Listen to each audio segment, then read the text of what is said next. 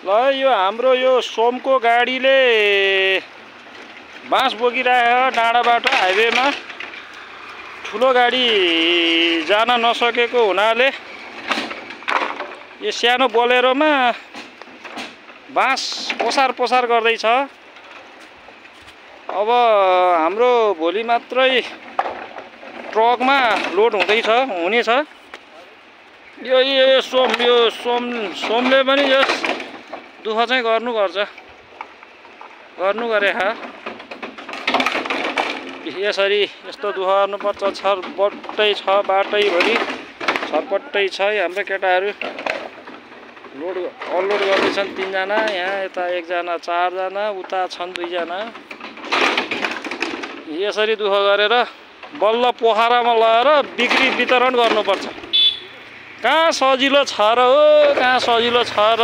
बाँस काटेर लोड गरेर ओसारेर बेच्नलाई त सजिलो त छैन, तर के हार्ने सजिलै भयो जस्तो गरेर ग्राहकहरूले भन्छन्। यसरी गाह्रो खै ल।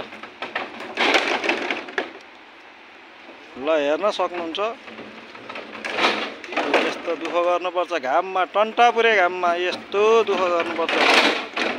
के हार्ने, यस्तो दुःख गर्नुपर्छ। यो चाहिँ लमजुङ जिल्ला हो। लमजुङ जिल्ला यस्तो दुःख छ, गर्मी छ, पारी सालघारी छ टन्नै। यो सेकेन्ड हाइवे हो। यस्तरी बोकेर हेर, ट्रक नजाने ठाउँबाट यसरी भित्रबाट बोकेर रिक्स छ यो ल्याउनलाई। केटाहरू पनि घाम र गर्मीले बेसरी हात्तिएर बसेका छन्। कोही पुम्पुरामा हात लाएर बसेका छन्। के हार्ने, यस्तो छ। स्या गरे बाँस पनि सुकिसके। के हार्ने, धेरै समय भयो, उतार्न गाह्रो भयो। पानी परे भएको हुनाले बर्खाको टाइममा चाहिँ झनै गाह्रो, अति गाह्रो। ठुलो टडकमा हाल, सानो गाडीमा हाल ओसार, ठुलो टडकमा हाल, गाह्रो हुन्छ। धेरै नै शास्ति। सानो गाडीमा हाल्ने समयसम्म त ठुलो गाडीमा हालेर भ्याइन्थ्यो, तर के हार्ने, यस्तो छ गाह्रो। के भन्नु छ र। दुःख छ, साह्रै दुःख छ।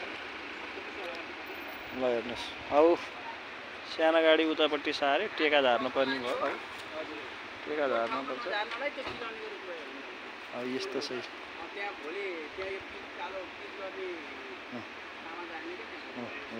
यस्ता भन्छन्। अब साह्रै पिच गर्नेले त्यहाँ ल है ल, यस्तो छ गर्मी।